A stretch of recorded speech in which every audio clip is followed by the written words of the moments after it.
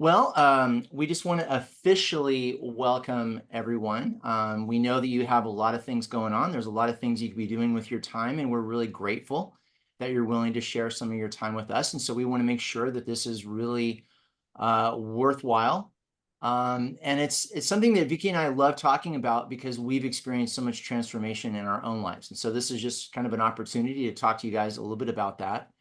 And I just want to kind of throw out there at the beginning, what if I told you by the end of this webinar, you discover, a very powerful way to heal from a lot of these root causes of self-sabotaging behaviors that really limit us from experiencing a transformative life and experience a deeper, more fulfilling relationship with people around you, starting with the relationship you have with yourself, honestly. And so that's the promise that Vicky and I are making today, and we're really excited to show you about how the grief recovery method can really make this a reality for you. Yes, and some of you have been through grief recovery before, Hmm. or you're going through it right now. Yeah. So some of this won't be new, but for those of you that have gone through it, there's a few of you on here tonight that went through it a while ago. And so this is great because it's a reminder, but it's also, this is the kind of work you can do again, revisit and go deeper. So we're so excited that you're here. But we love this idea. We say, is this workshop for you? Because what we're going to talk about are these things. If you have self-sabotaging behaviors, if you sense there's things in relationships, broken relationships, if you feel stuck in patterns that you can't seem to break, or if you're ready for a lasting change, because we really believe that this goes deep, it goes deep to foundations, right? So we always say if you're constantly kind of tripping over same old stumbling blocks, whether it's with others or even with ourselves, I feel like the work that I did in grief recovery helped me heal my relationship with myself, probably more than anything, and that's Yeah. kind of everything comes from that. So I wanna tell you that you're in the right place because that's exactly really what this does. Sometimes people hear grief recovery and they think, "Well, I don't really need that." I felt that way when I heard about it. I was like, "I don't think I need that." But it's so much more than grief, and we're gonna talk a little bit about what grief is because we really have we don't really understand that what grief is and what that encapsulates really, how that affects our life. But we want to say too, if you feel like you've maybe tried a lot of things, maybe you've tried things and you haven't experienced real lasting change. And we want to say that we are going to share something different. We believe that this is different. We believe that this has power to heal at a root Mhm. foundational level, and we feel like it is something that we actually will take the promise. I will make a promise and say we believe that it will make a tremendous change and give you freedom in areas that you don't really even understand when it comes to what we call unresolved grief. Yeah. Yeah. And I think, this is something, it's interesting. If you decide that, you want to do grief recovery, one of the things that we always tell people is we never ask you to do something that we don't do first. And so I just wanted to kind of share a little bit about why we're here. Why are we even bothering to do this? This is a path both Vicky and I have walked. And it's something that, because we've done this work, it's caused a lot of transformation in our own lives, and then also in our marriage as well. And so we've spent the last 20 years, or Vicky more so, but really helping others experience a similar transformation in their relationship. And this is something that, when you see something powerful in your own life, um, then you want it for other people. I mean, my gosh, if we see a great movie, we suddenly become an evangelist for that movie, and we're telling people that are strangers in the checkout, like, oh my gosh, this movie's incredible. You got to go see it. Well, it's kind of like that. And so, but before we really dive in, I just want to introduce ourselves a little bit. Again, some of you guys know us, some of you don't. Some of you know us pretty well, but we're Daniel and Vicky Hagedorn, and this is something that we've both experienced in our own lives, just the pain of unresolved grief, kind of that frustration of feeling stuck, that frustration of going back to patterns that you even know are self-destructive, and yet you find yourself going back to them and back to them. Experiencing a lot of heartache that comes from broken relationships. The cool thing, though, is we discovered a way out, a way that we could heal and grow and transform. And so I think it's, for me, a lot of it is just, I look at why grief is so hard. Well, first of all, it's really painful. When something sad happens, it hurts. I mean, that's the obvious, right? It's like, thank you, Captain Obvious. Well, that's very true. But the other part of it is that we don't know. Nobody teaches us how to process grief.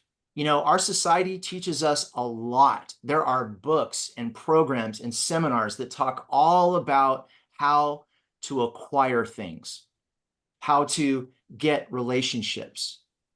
But we're told virtually nothing about what to do when we lose them. And so that's part of what leads to this notion of grief is just really hard to get. You couple that with the fact that there's so much misinformation out there. I mean, there are, the Grief Recovery Institute actually came up with 6 kind of main categories of myths. We call it grief mythology, because it's really just these myths. And not only are these myths wrong and unhelpful, they're actually hurtful. They figured out that there's about 140 things that people say to other people in times of grief and loss. And again, remember, these are things that are said with the best of intentions. They're said with the intention of offering someone comfort. And they found that out of 140 things that are most commonly shared with people going through grief and loss, 4 of them are actually helpful. So we're literally drowning under this wave of misinformation. And so it's not so much that we're doing something wrong in our life, is that so much wrong has been done around us and to us. And so we bring all of these myths into grief. We don't even understand really what grief is. We just have this notion that, well, grief is death, and then, divorce. And then maybe if, we're a pet lover, then we understand that losing a pet is really painful. But for the most part, those are the only things that are even thought of in the context of grief and loss. There's actually more than 40 different kinds of losses we'll experience in a lifetime. And so you couple that, all these different losses, most of which we don't even understand as being losses, then you couple that with all the misinformation that's out there, and we're really headed for some problems. And so as we get older and we try to process grief using this misinformation, it doesn't work. And unfortunately, grief is one of those things, and I'm just going to touch on one of those 6 myths really briefly. Time heals all wounds. Has anybody heard like some variation of that? Time heals? Yeah. Mhm. What a load of garbage yeah. that is. I mean, that's like saying, okay, you're driving down the road and you get a flat tire, you pull over onto the shoulder, and then you get out a chair and you sit next to your car and wait for your tire to reinflate so you can get back on the road and go. Yeah, that's probably not the best approach. And as silly as that sounds, that's the same thing that we say about grief, right?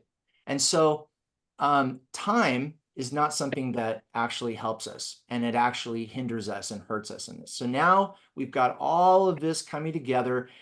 And again, remember I mentioned at the beginning, grief is painful. So at some point, because grief just stacks when it's unresolved, it just stacks and stacks and stacks. We all have different emotional capacities, but eventually we reach the end of it. And when we reach the end of that capacity, it explodes.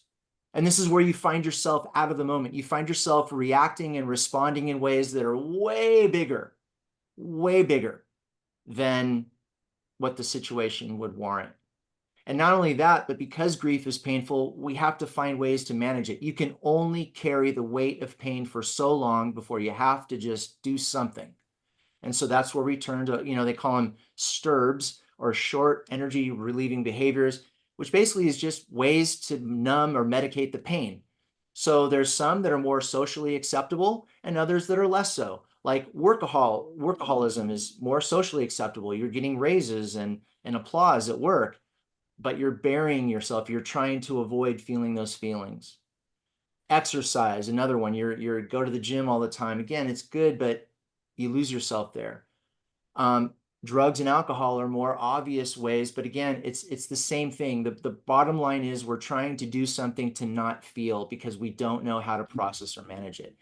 So I just want to encourage you that if you're having a hard time, this isn't your fault. It's not that you've done something wrong to get to this place where you actually decided you wanted to come in this webinar.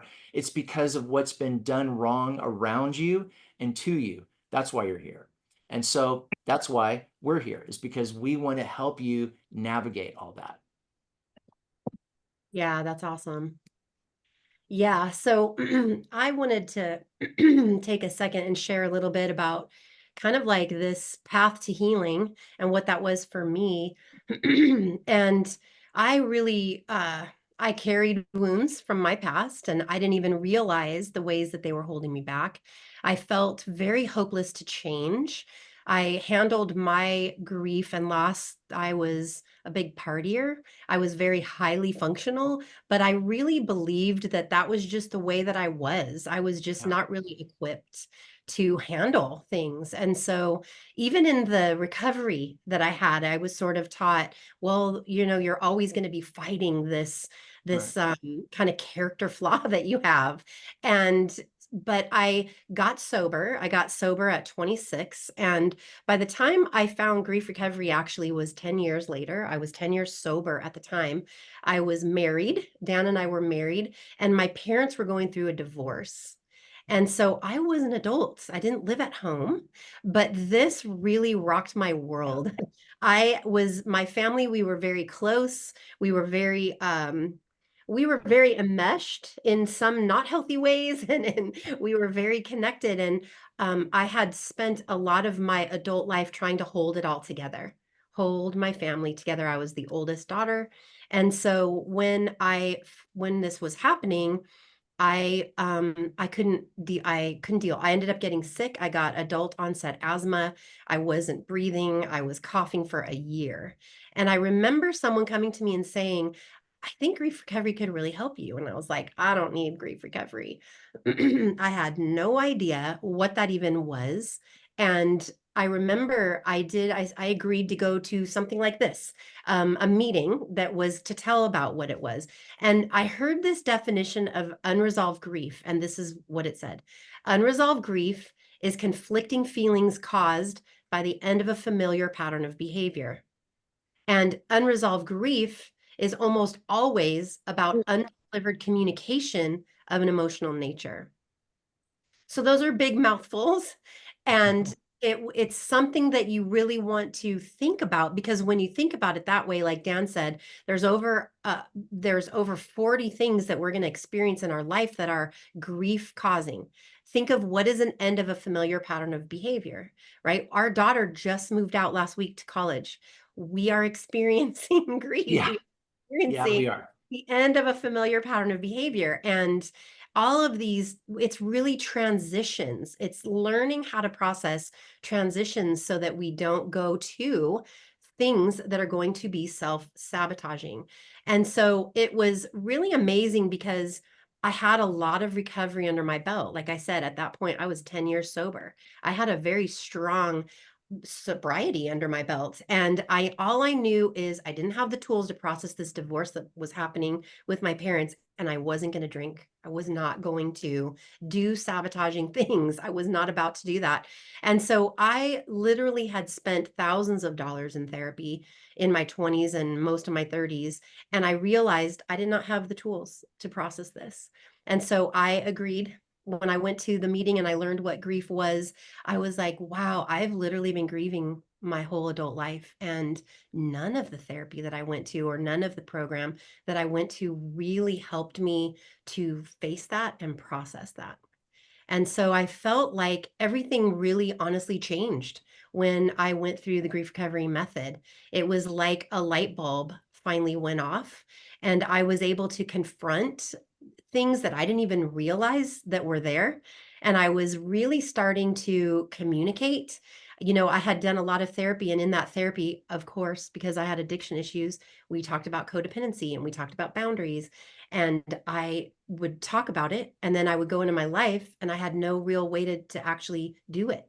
It was like something would happen, I would be triggered, I would feel something, and I would just go into the old behavior of fixing it, and I didn't have the capacity. And all of a sudden, after 8 weeks of a program, I couldn't believe how the depth of the healing that had happened, so that I was able to be present in the moment, actually understand what I was feeling and communicate it.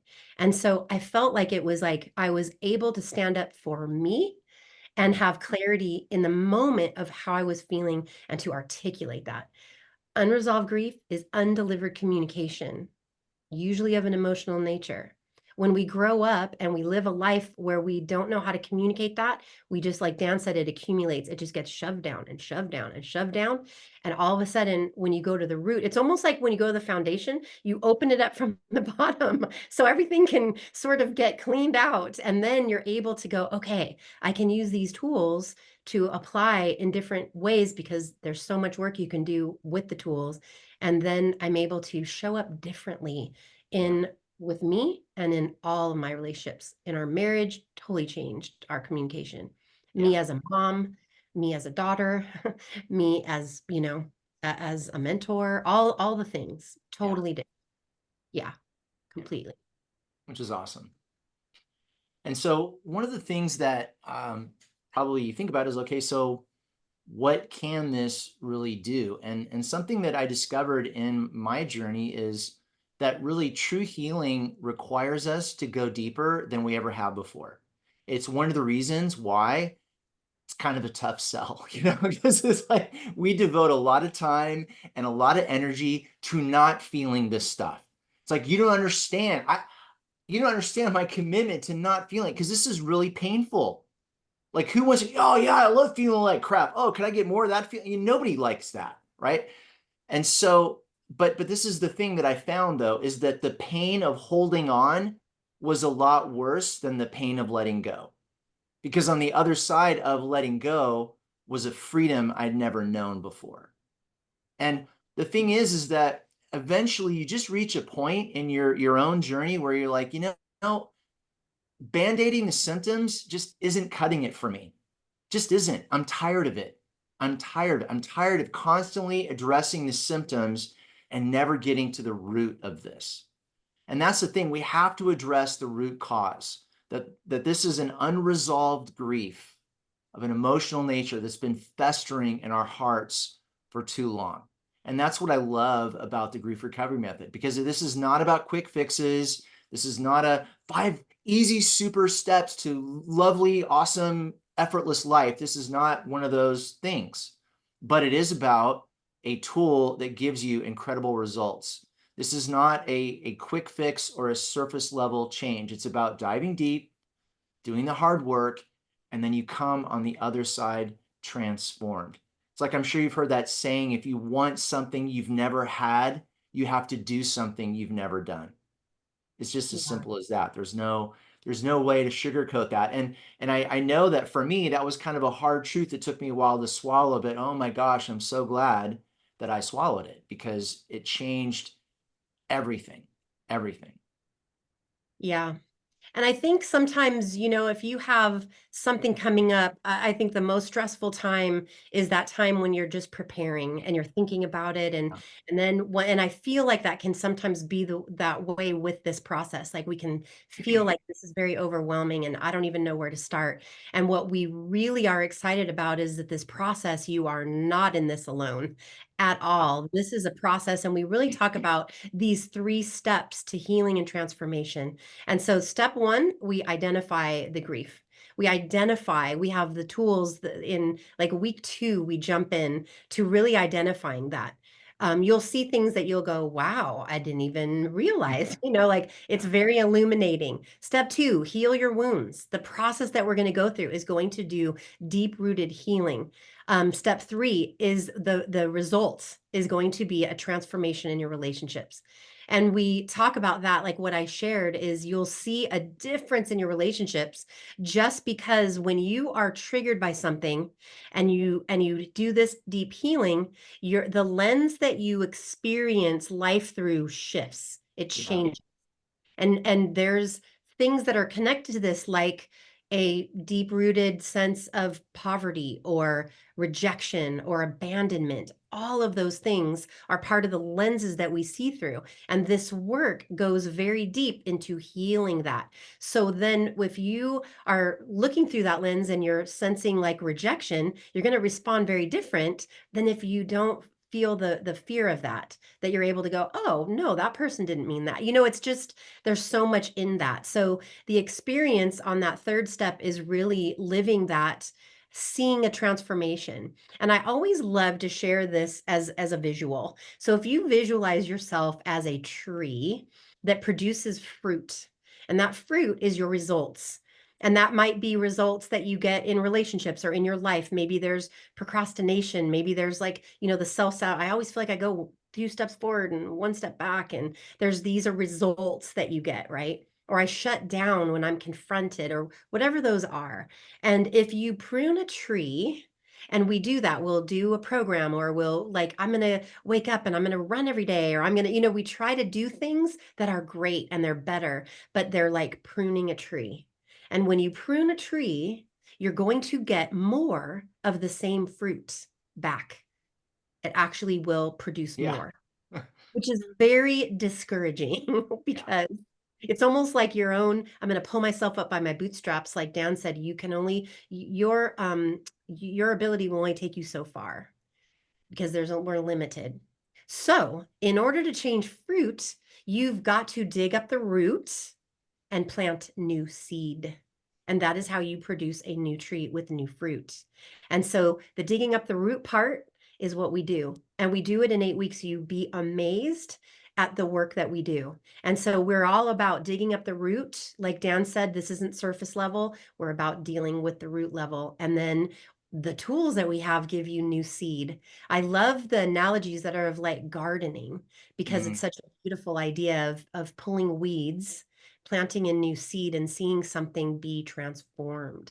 And I think in a lot of ways that's how our hearts can be. And mm, so what we want you to know is, not only is it possible, is there a program that works, but you are never in it alone. We are 100% committed to you and to your process. yeah. So this first step, which is identify your grief, I want to go a little bit deeper into that. I mentioned this in the introduction, kind of talking about how confusing grief can be for us, which is why we have to identify it. It's kind of like, imagine going to the doctor and you have a broken arm, and all you tell them is, "Yeah, I'm hurting." Well, we need more information. We need to know, so we want to identify it. And again, it can even kind of sound daunting. Like I said, grief hurts, so we tend to avoid it. But unresolved grief is at the root, as Vicky was mentioning. It's at the root of so many of the struggles that we face, from self-sabotage, codependency, addictions, and more. It's kind of like a wound that never totally heals because we keep ignoring it. But when you finally face your grief, something incredible happens, and there's a weight that starts to lift, and you begin to experience a sense of relief that comes from acknowledging your pain. Our clients, oftentimes they'll struggle for years just feeling stuck, because that's kind of what grief does, is it keeps you stuck. But when they take this first step and they confront this grief and they identify it, it's like a dam breaks and the healing starts. And then you start moving forward for sometimes the first time in literally years. Yes. So the second step, healing your wounds. And this step is critical, like all of them, really. And it goes beyond moving on or getting over it. These are Yeah, words you will never hear us say. You will never. never hear us say the words, because that's not what grief is about. You also might have lost someone that you don't want to get over. You Mm, don't want to forget. And it's not about that either. We say often that what the process of grief recovery is it gives you a new emotional relationship with the people in your life, maybe that you've lost or that have been difficult. And that there's so much for us to go into, but it doesn't involve them at all. You might be having kind of issues with your life with someone that has passed away that Mhm. can't be physically present, or someone that isn't safe to be kind of working through things. It's possible. You don't need them to get it or be a part of it at all, or for them to be present. So it's really beautiful because it's not about that. It's not about getting on or moving on. It's about really having a new relationship. I think this would kind of illustrate this. There was a young man that I was working with. He was like 23, and he had lost his dad at 12. They were in a car accident. They flipped their car and he survived, and his dad was driving and his dad did not. And he was in so much pain that he couldn't even talk about his dad. He was 23 now, so it had been a while. He and his mom didn't talk about it, and he had a lot of anger. And he was going through recovery, and someone had referred him to kind of, which I was so happy because I believe that underneath almost all addiction is unresolved grief. And if you're not really dealing with that unresolved grief, you're missing a big part of that program. But it was amazing. This kid was, he touched my heart so much. But about 6 months after he was done, he called me one day and he was so excited. And he said, "It's my dad's birthday." It makes me want to cry right now. Mhm. But he goes, "It's my dad's birthday today." And me and my mom went out for the first time in his life since he was 12. We went out and celebrated his dad. And it was amazing because he couldn't even talk about his dad.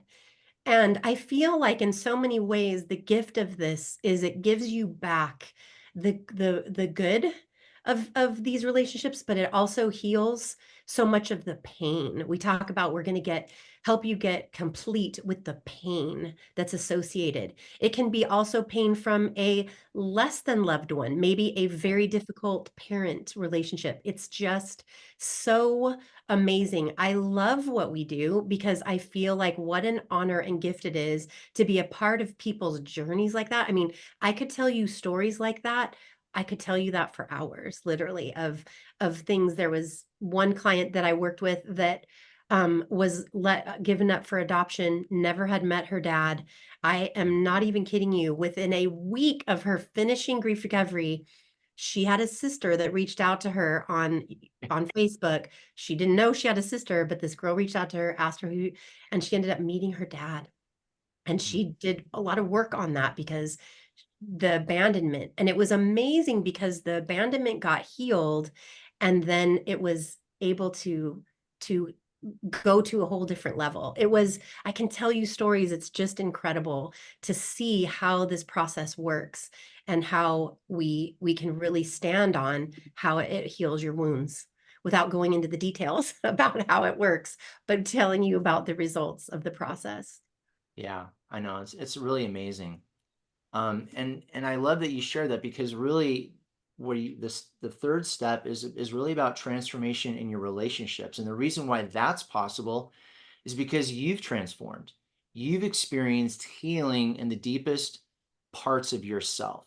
And you have experienced completion in these relationships, some of which are very positive, some of which are negative, but all contain elements of both.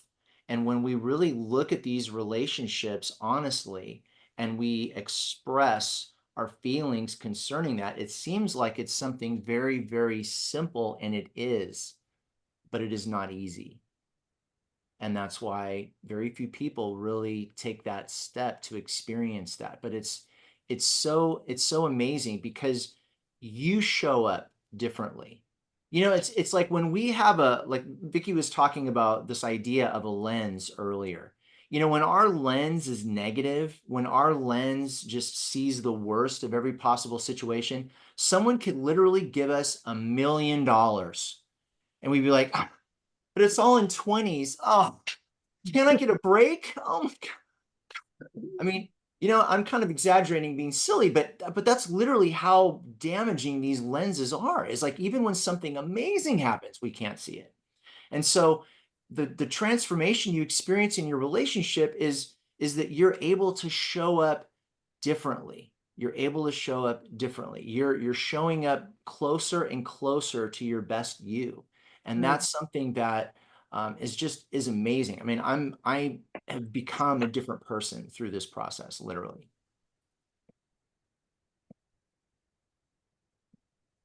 Yes. And I think what's really interesting about that is that you'll see things like self-sabotage, codependency, attachment wounds. All of these things are in that foundation. So they all begin to fade away. And you'll see that you'll get a new way of relating to others built on that, like he was saying. Um, so, what have we learned so far? This is awesome. So, to recap, so far, we've learned about the power of confronting our grief. We've learned about the freedom that comes from healing these deep wounds and the transformation that happens in our relationships. And these are 3 steps that will help you to experience a life of freedom and a life that is more connected. And I feel like one of the gifts of grief recovery is giving you the ability to be fully present in the present.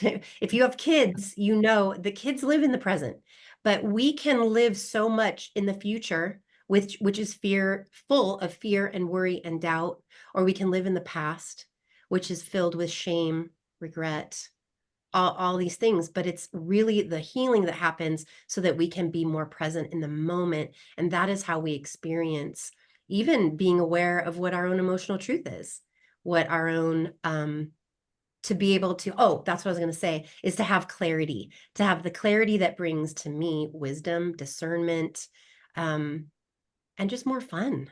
Yeah. The ability to be more present brings the ability to just enjoy the moment and not miss. We know, like our daughter, I said, just went off to college. Man, did that go fast.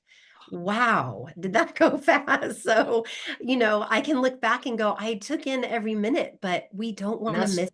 I just got to say right there, that's the only thing that's keeping me sane right now is because I don't have any regrets. Yeah, I'm just sad that my daughter's gone. But I yeah, look back and I'm like, I made the most of every opportunity I could to spend time with her and to enjoy her and to just pour my life into her. And so I don't have any regrets. I just have sadness that my little girl's away at college. And yeah, wow, what a different experience that is. yeah, So, absolutely. so this is kind of something we just want to present to you is can we help you experience this? Because like I said, it's something that we personally have gone through. We personally have experienced in our own lives and the lives of so many people that we've worked with. And so it's a question we just want to put out to you. Um, there's a lot of amazing potential for healing and transformation. And it's something that it isn't a pie in the sky dream. It's not easy. I'm not trying to sell it like, oh, it's just so, but it is actually, but it's doable. It's accessible and Yeah, it's doable. And so we're really excited to introduce you, if you haven't already been introduced, to the grief recovery method. And that's the tools that equip you with the ability to go through this process. And to start really, I love this, start really thinking about your life and think about what your life could look like if you weren't bound by your wounds. What would your life look like if you could really break free from these self-sabotaging behaviors that are so frustrating, but you don't really know how to break them either? What would your life look like if your relationships could be experienced in a different way? If you could show up as a different person in those relationships? And if it's okay, I just want to spend the next few minutes kind of showing you a little bit more concretely how you can make that happen. yeah. So I love this.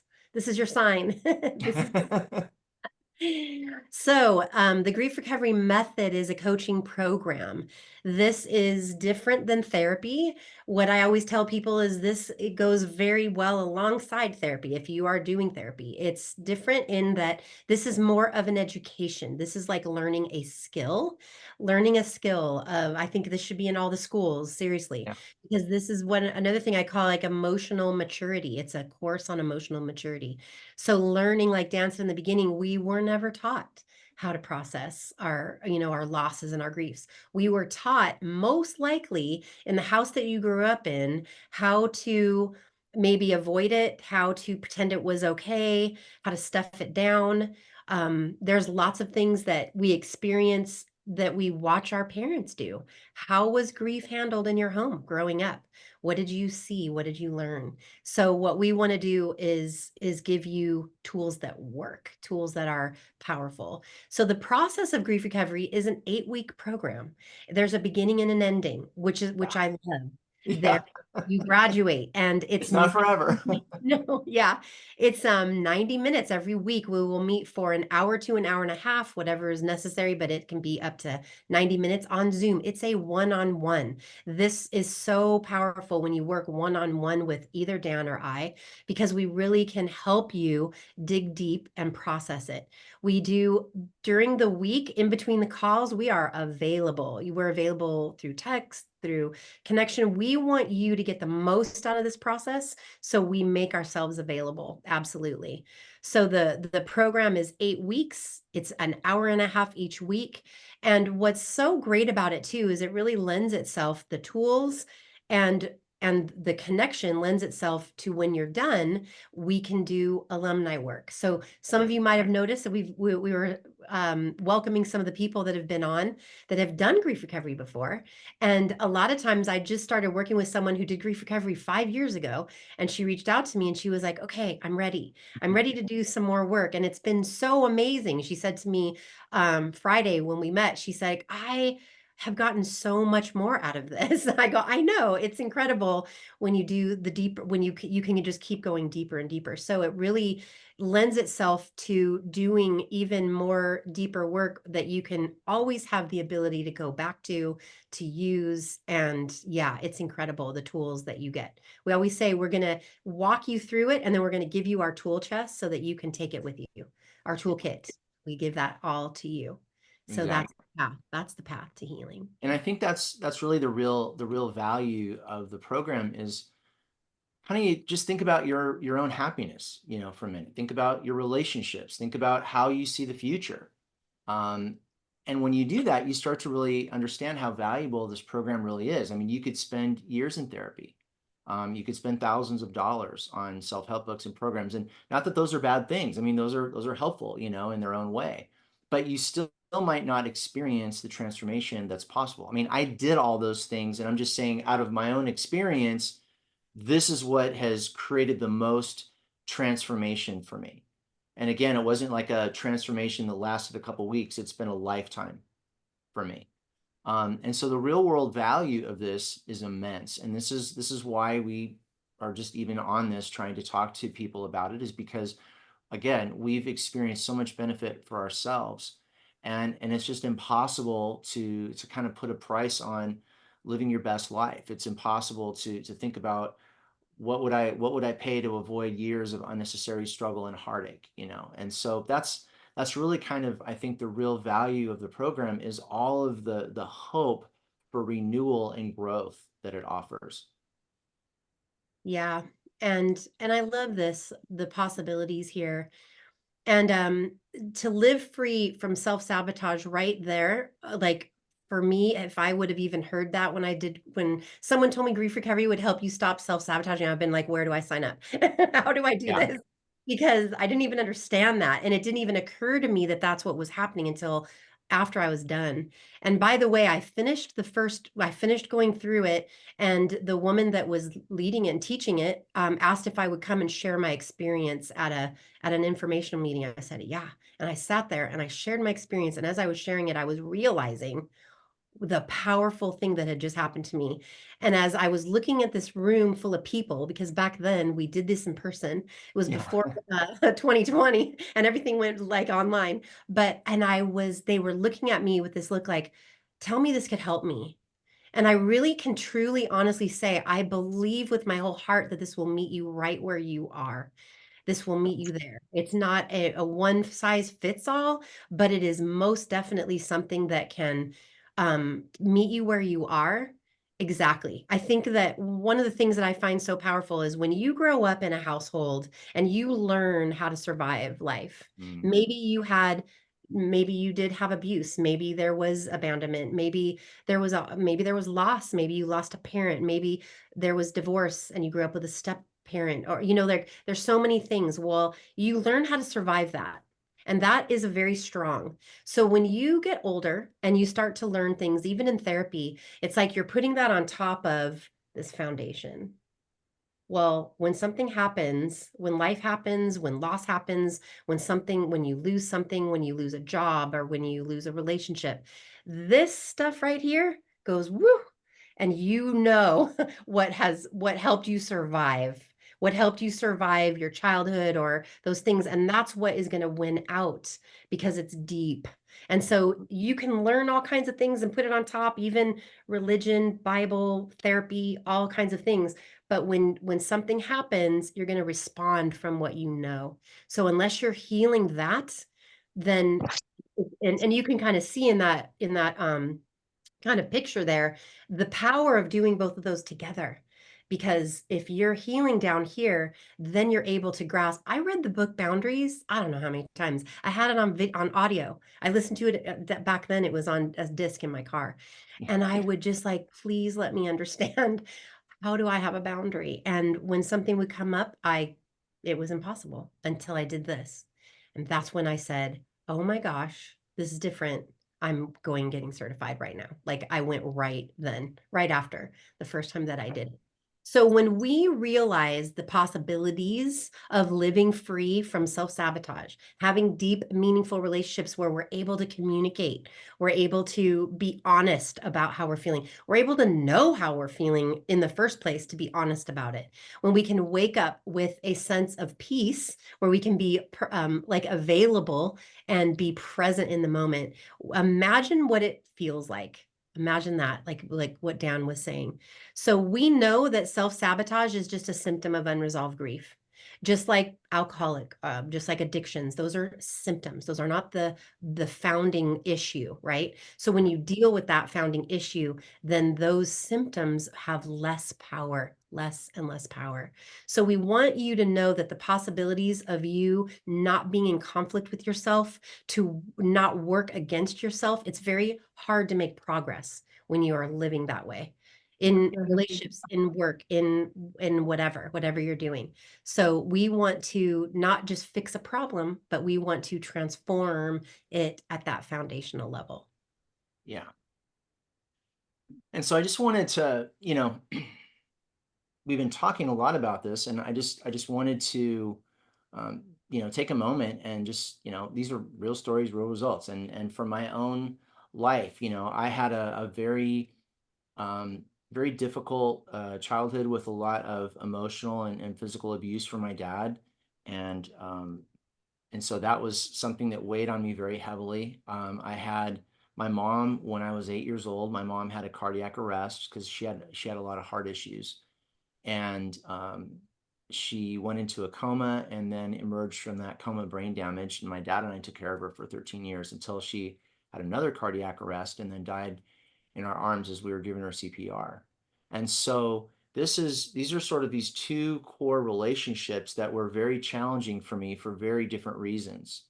And to then fast forward, I had a different response. Doing my mom and working through my mom's relationship was really, really emotional throughout the whole process.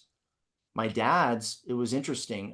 My dad's was emotional at times, but I remember finishing and thinking, huh, maybe this just works on certain relationships, because I really didn't notice anything, you know, like my mom, it was like a whole big shift. I mean, I noticed a massive shift like in my relationship with Vicky. And I mean, it was big. But then with my dad, I was like, well, maybe not every relationship, And then I realized I was having a conversation with my friend, and it was like a couple months afterwards, and he was just talking about how much more relaxed and laid back and just kind of like fun I was.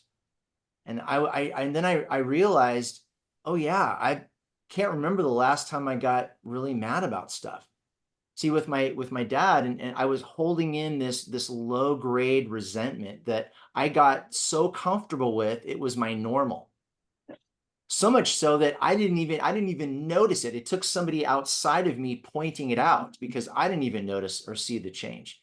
And then when they did, I was like, wow, oh my gosh, I do feel a lot. I mean, I didn't even realize, and so I just point out those two different experiences because, they're two different experiences, and this process is amazing. And I've worked through all of the major relationships in my life, and it has been a really powerful experience. And each time um, like I enjoy it, not because it's fun to go through it, to be honest, but I love the other side.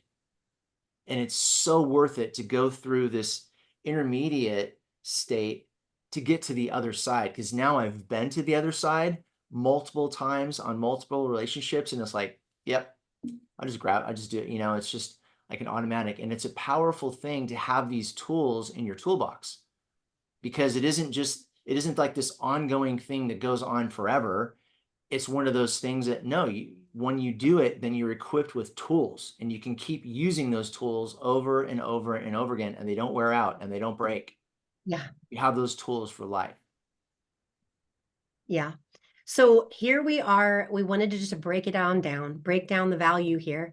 So the way that it works is we have a consultation call. We say 30 minutes. It can go a little longer. Usually it does. Yeah. But the 30-minute, the consultation call, we have the 8 weeks of the 90 minutes one-on-one that gives you support. That value is 1,300. And we do have a special deal for the webinar for you guys. We want to give you guys a discounted deal. So, And so I just want to, pause a minute and just think about it this way. If all this program did was kind of helped you deal with your self-sabotaging behaviors, if all it did was change who you were so you could show up differently in your relationships, if all it did was help you experience a deeper sense of peace and fulfillment, wouldn't that alone be totally worth it? I mean, just again, we've talked a lot about imagine, because it's hard when we're in our normal to imagine different outcomes. So we purposely kind of put that out there a lot and kind of camp on it a little bit, because we want you to imagine a different experience. yeah. And so with the little puppy looking at us, we want you to really just think about, what is it worth for you to have a transformation? What could that be worth for you? And what is the cost really of staying where you are? Staying with any kind of these struggles that whatever you might be dealing with, we don't know. We don't know what you're dealing with. So we want you to know that it is so valuable, and you are so valuable, and you are so worth it. Yeah. Yeah. So we talked about kind of a special offer, since you guys are giving us your time and your attention, and we know, like, you go through things with your evening. But if you're ready to take the next step right now, we're offering $100 off of the 8-week grief recovery program, which is normally $1,200, and a free 30-minute consultation call with either Vicky or myself. So it's a total savings of about $200. And then what we do on our consultation call is we create a personalized roadmap to really guide you on your healing journey. And so this is really a great opportunity to get even more personalized support. Yes. And so we want to encourage you to take the time to find out if it's a fit, to find out more. We are going to, in about 3 minutes, open it up for questions. We have some things that we wanted to kind of bring up first, but also, so I wanted to let you guys know, so it's $1,100 for 12 weeks. I'm sorry, for 8 weeks, for 8 weeks. And what that breaks down to, I can't even tell you how powerful it is. I know that there's a lot of therapies out there that cost more, and I can honestly say that I believe that this actually will do more for you. And if you are on this call and you have already done grief recovery, we have alumni programs that are just 4 weeks. So it's right around half that. So we can definitely talk. We could set up a call and we could definitely chat about that, because the alumni work is not the full 8 weeks again. The alumni work, we do 4 sessions. Here's another thing that I wanted to point out. The actual program is 7 weeks. but we always do a follow-up 8th week. That's like a bonus week that you get because we want to do a follow-up, and we do incredible coaching in that week where we do breakthrough work. We look at how are you feeling since finishing this? How can we help you really get set on how to use these tools moving forward? I love the 8th week and the 4th week in the alumni work because that's where we really get to experience. I get to see your freedom, and we get to really talk about how to coach you in using these tools moving forward. So it's very powerful, and it's definitely worth your time to find out. We're happy to stay on tonight as long as possible, but also to set up a call so that we can talk one-on-one. Yeah. And so I think, Vicky's been doing this for a lot longer than I have, but it's something that we've all kind of encountered. And these are sort of, I guess you could say, a collection of the questions that we get. And so if you have any other additional questions, we're happy to answer them at the end. But I just wanted to kind of talk through some of these. A lot of people are like, I'm not sure this is going to work for me. And that's a legitimate concern. Um, but I can tell you this, every single person who's fully committed to the process and has finished the process has experienced transformation. I mean, that's something that I've experienced in my own life every time I've done it. And I've seen that in all of my clients, and Vicky the same. Some people are worried about not having the time. And, this was actually a much bigger issue because this program used to be 12 weeks, and it used to meet in person in a group. And then if your partner wasn't there, I mean, there was a lot of moving parts in that. And I get it. I mean, that's a huge time commitment. That's a fourth of a year that you're committing to, and you're going somewhere and so forth. So that's one of the things that I think is awesome about doing it on Zoom, is that we can really work around it. Like, we'll come up with a typical day and time, but then that moves because life happens.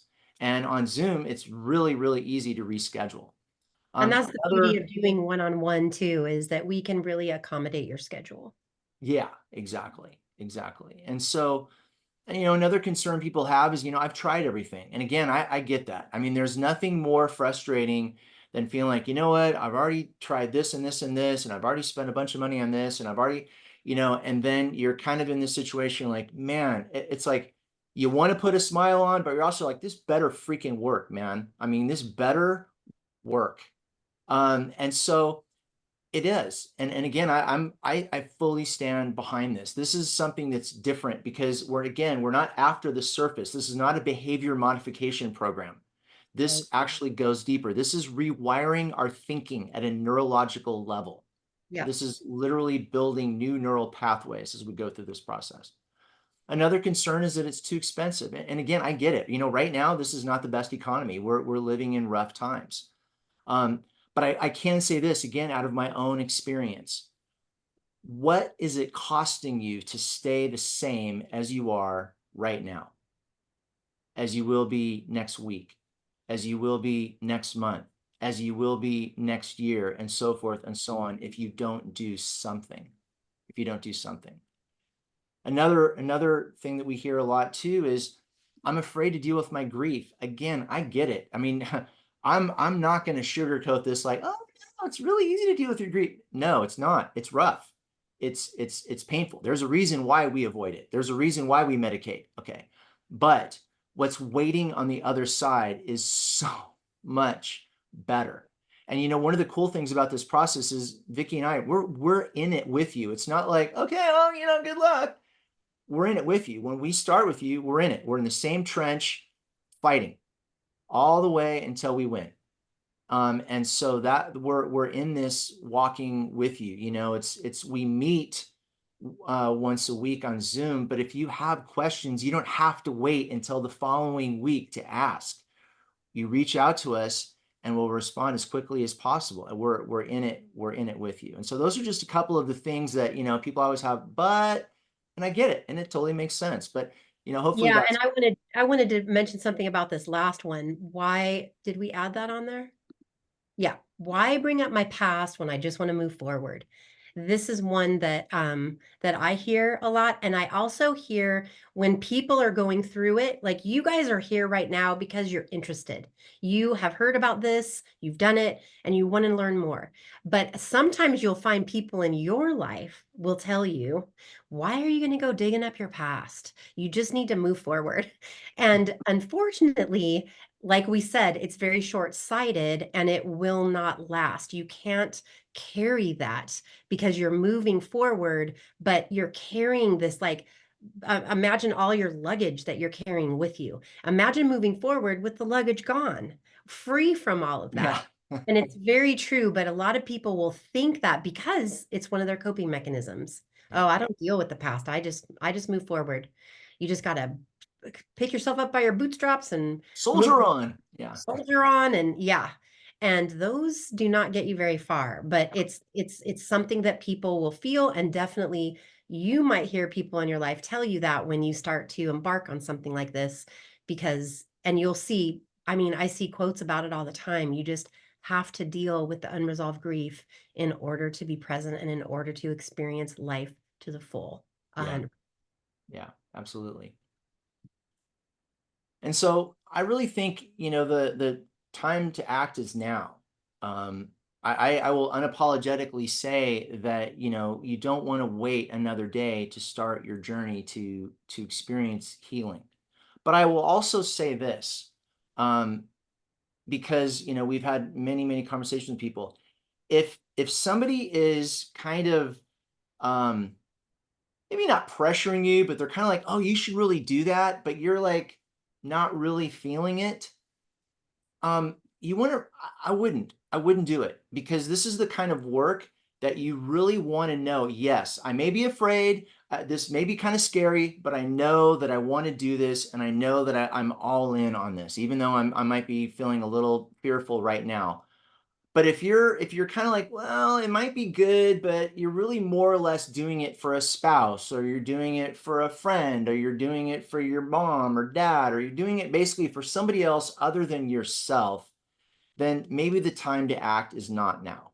So I want to say that, like, on one hand, I really believe in the urgency. Like, the sooner you get out of the pain, the better.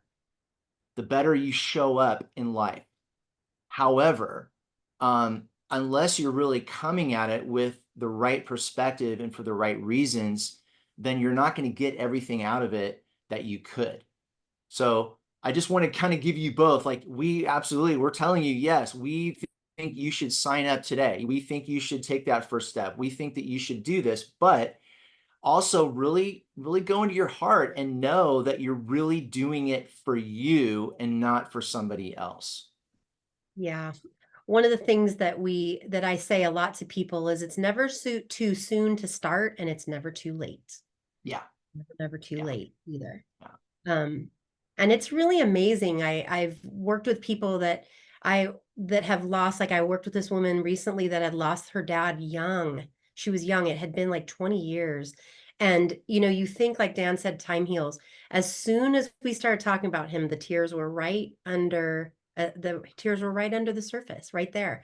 These things don't go away. They just move. Um, sorry, somebody is coming in. Kevin's coming back in. And so it's manning all the parts here, but it's very, very powerful. So we love to just say, take the leap. Your new life awaits. I love this quote. It says, you can't go back and change the beginning, but you can start where you are and change the ending. And so that is what we love to think about, that the time is now, like Dan said, and it's a great time. It's the end of summer, moving into fall. Great time to get this complete before the holidays, before those kind of busy season kicks in. So yes, so the best time to start is now, and you 100% deserve to have this be about you and your transformation. So that is what we have for a presentation tonight for grief recovery. And we would love, love, love to open it up if you guys have any questions. If you are on here, and a couple of you are on here, have gone through grief recovery, if you want to share, and this is like, we have no idea because we didn't even know exactly Yeah. who's but if there's something that you want to share about your experience, we'd love to open that up for you too. We said this would be about an hour to an hour and a half, so it's 8 now. We are happy to go another like 20 minutes or so. We're actually happy to stay on as long as you Yeah, guys we'll want stay to. in as long as you have But questions. we So, know we want to respect your time. So, yeah. oh, I'll Kevin, say something really quick. Yeah, my connection is cutting out, so sorry that I keep on hopping in and out. But yeah, I'm back just because it's I really appreciate the work y'all do, Vicky, you especially, just leading me through the hell I was going through. I appreciate it. I just want to know. I wanted to. I'm here because I'm a fan of your work, and I think I've now referred 6+ people to you. So I'm just want to say, yeah, thank you for continuing to do this work. It's been really impactful on me. So thank you. thank you, Mm, Kevin. thanks, Thank you. Kevin. Yes, that's awesome. It's so good to see you. I know. Yeah, sorry that I keep on cutting in and out. I had to drive just to be another place tonight, and so I'm on my phone. But thank you all for the work you do. Absolutely. Thank you, Kevin. Thanks, man. Does anybody else have any questions? Marsha. Hi there. I had the pleasure of meeting Vicky a few weeks ago, and Vicky, I don't know that we had lunch and we just connected so well right away.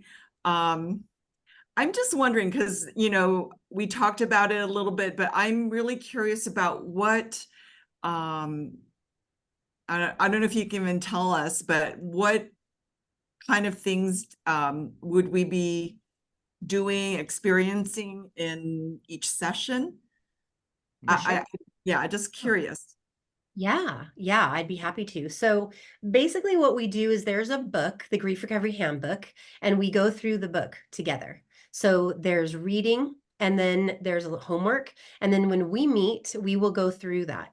So the first 2 weeks, we really focus on learning what are the myths that you've learned about grief and loss. What did you learn in your home growing up? Like, what was that kind of culture like? Did you grow up in a house where you were told if you're going to cry, go to your room? Or I'm going to give you something to cry about. Like, how were your feelings handled?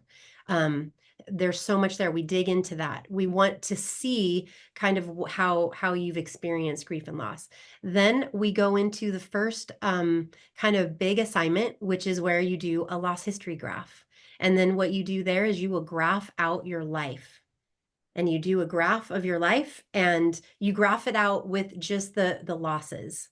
So it's going to be what we call a loss history graph. So you start from the beginning, start from your earliest memory, and you graph that out. And what we do is we recognize that one of the things that we say every week, because it's so important, we go over commitments, and we do these commitments where we talk about we're going to be totally honest. This is absolutely confidential. So it gives you a safe place to be honest. And we talk about how you are 100%, you have experienced your life at 100%, and you are unique and individual. And so we tell you, and if you're taking notes, write these down. This is a bonus right now, is that the way that we've learned to handle our grief and loss is to intellectualize it. And we do that by minimizing it, comparing it, and judging it. Yeah. And so, do you feel something and then you quickly, your mind goes, oh, it's not that bad. I should be able to handle this. It's not as bad as, fill in the blank. We minimize our emotions because we want to package it up. We want to intellectualize it because that can be handled. People can handle that. We've learned that. So we've learned a way of coping is intellectualizing our emotions to fit in, to not get in trouble. I was working with someone recently and she said the only emotion that was allowed in my home growing up was anger. That was it. You got punished if you showed emotion, and there was a lot of anger. So when the kids got angry as they got older, that was acceptable. There was yelling, and it was interesting as she was doing the work and she was wrestling with feeling. I was like, but you have to realize you've spent your whole life knowing that if you feel, you're going to get in trouble. Like like Dan said, we are breaking very deep neural pathways and rewiring them. So very powerful. So we do a loss history graph. Then what we do is we are going to focus on one, and I'm giving an overview. And so, you know, without going through the reading and without all that, but then what we do is we figure out from your loss history graph, what is the maybe one relationship that has affected you the most? And it's usually a foundational relationship, usually a parent, someone who you grew up with. Maybe you didn't grow up with your parents. Maybe it was an aunt that brought you up, or a grandmother, or an older sibling. Like, we talk about those foundational relationships. You focus on one of those, and then we do a very deep dive. And we do a graph, a relationship graph on that person. One of the things that we said was unresolved grief is about undelivered communication of an emotional nature.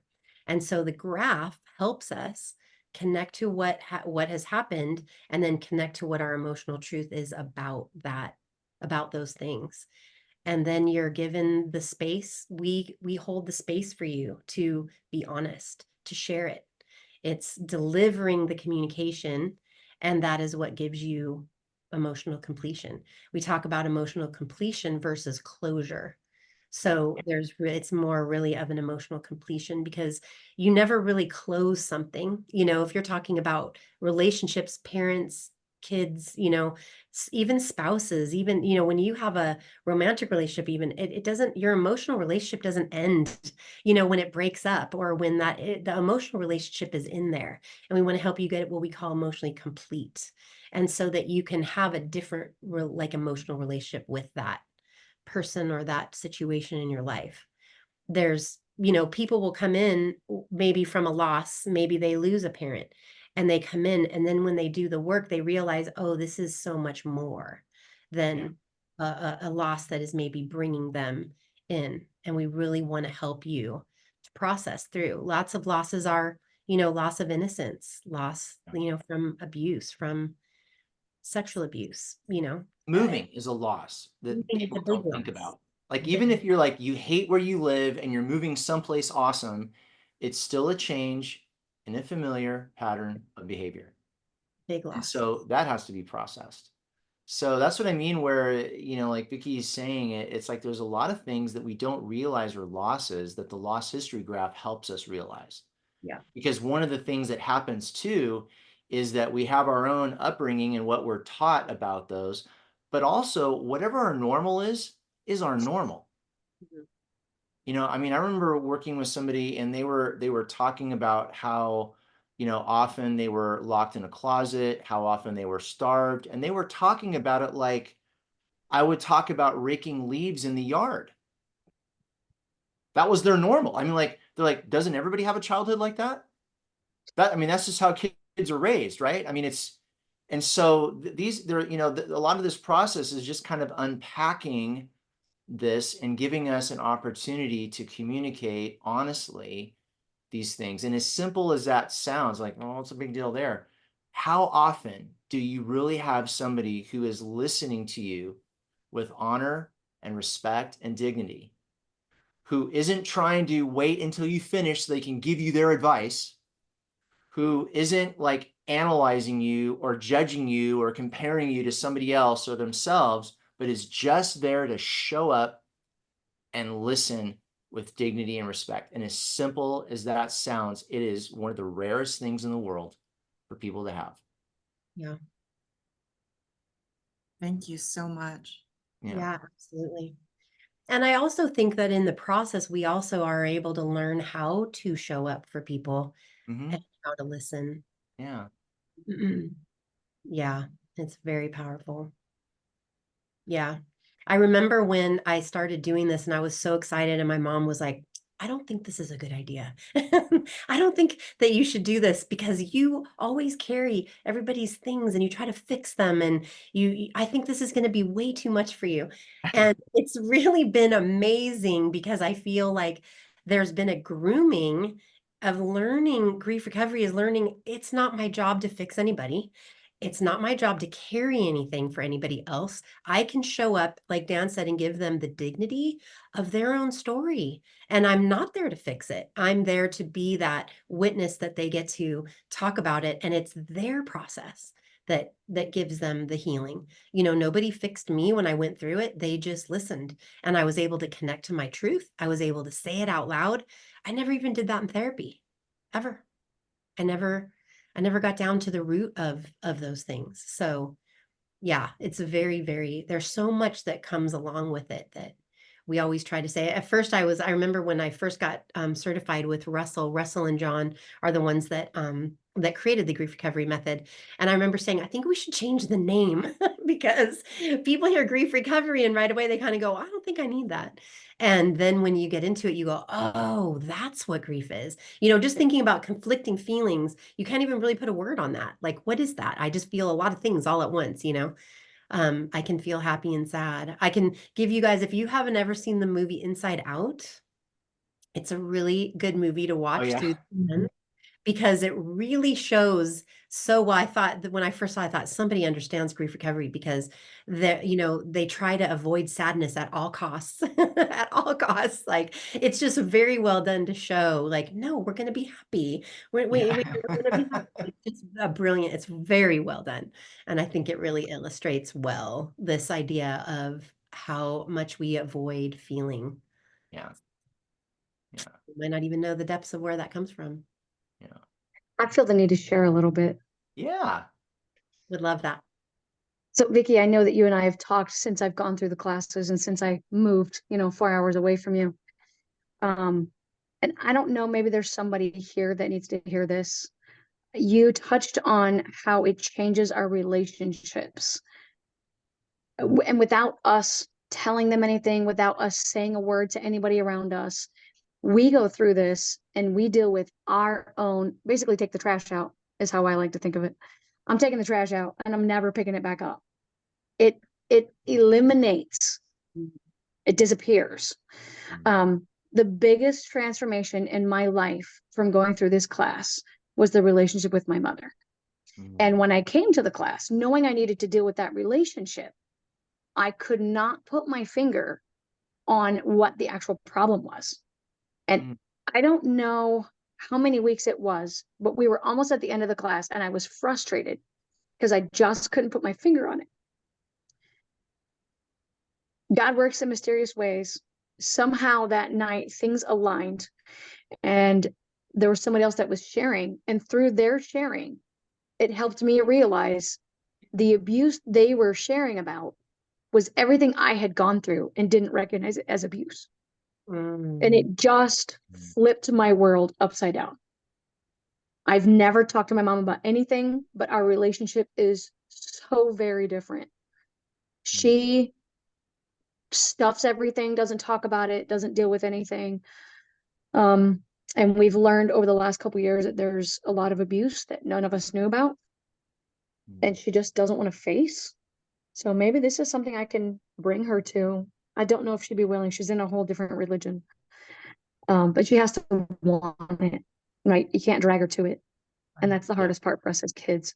But just to see that transformation in our relationship, in me, the way I come to that relationship is what it's all about. I never, ever have said one word to her about all the healing I've done, but it changes the dynamic because I changed. And I want that for everybody, and not everybody is there or is ready for it at the moment, but that's okay. I so appreciate the work that you do. I'm going to go back through that book. I have a whole nother thing I want to deal with.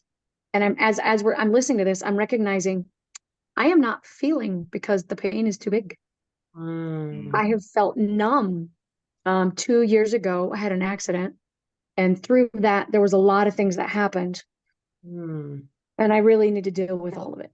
So I'm going to go back through that book. So a question for you, going through the book, is there someone else that might be willing to do something like that with me if they're going to go through something as well? I don't know. I don't know how to find someone else that can do it with me. Yeah, you know what? Let's get on a call and we can definitely figure it out. I would love to chat with you about it. Yeah. And I love how you brought up your mom and you never talked to her about it. You know, and that is, I'm so glad that you brought that up because that's really so powerful because it's true. Whether you are, like you are working with your mom who is still alive and you are in a relationship with, and it's really amazing because it changes the relationship so much because you transform so much, and the healing that comes, because a lot of times you're not going to maybe get what you hope. You know, another freebie that if you're taking notes, write this down. One of the things that is a huge tool in helping you connect to your emotional truth is when you think about, what do I wish could have been different, better, or more? Yeah. And when you think about that, there's a lot of undelivered communication around that. And you can write that down and go, wow, in my relationship with my mom, I wish we could have been this, that, this, and you process through that. And the beautiful thing is that you're shifting on your end, and it had nothing to do with her. But you were able to, you know, like, be in a situation where you had clarity, where you had boundaries, where you had, I'm Yeah. sure a lot of things have changed. And I remember talking to Yes. you, and I remember a lot of conversations and a lot of tears and a lot of pain. And it's amazing where you're able Yeah. to now with her. Yeah. It's like a Yeah. self-parenting, almost like you are able to give yourself what she couldn't give you. Mhm. Yeah. You mentioned boundaries. That is something so incredibly fascinating to me, that when we heal, the boundaries just happen. So I've been able to put up really strong boundaries around what I'm going to allow, what I'm not going to allow, how am I going to handle, you know, if and when whatever happens, and never communicated that. Mhm. Just lived my life, did what I needed to do. And it teaches them how to treat you differently. Mhm. It really is true that we teach people how to treat us. Yep. So true. I've never witnessed that big of a transformation except for in that relationship. So I definitely have more work to do. It's actually fun to get to the other side. Yeah. Yeah. I love that, Yeah. Lori. Yeah, let's definitely jump on a call. And Okay. I meant to have the link ready to share with you guys to set up a call, but what we could even do, especially since this is a small group, I think what I might just do is put our phone numbers here, because I don't know where I'm going to find the link. We both have Calendly's. If you go to freedomfromgrief.com, that's our website, and there's a link that says set up a call. You can go to both of our Calendly's are right there, and you can set up calls there, or you can call us. You can text us. Texting is always the quickest way. I will put my number and then Dan's. But you can go also to Freedom from Grief at freedomfromgrief.com. And if you go, it'll say book a call, I think, and that'll click you right to our Calendly links, because we would definitely want to just set up a call and talk with you. And yeah, let's connect, Lori, for sure. Okay. Will do. Yeah. Very cool. Here, I just put the link to Oh, the okay. page. To the page. Okay. Yeah, that page will take you straight to our link page, or our Yeah, calendar. the Calendly. Thank you. There you go. Yeah. Any other questions? I'm so happy you guys are on. I know some of you don't have your cameras on, but I can see you're still here. We're so happy that you stayed and hung in with us. So happy. Well, what I'm going to do is I'm going to officially stop the recording and close it out, but we are happy to stay on if you guys wanted to ask some questions, and it won't be recorded. So thank you so much. I'm going to stop the recording.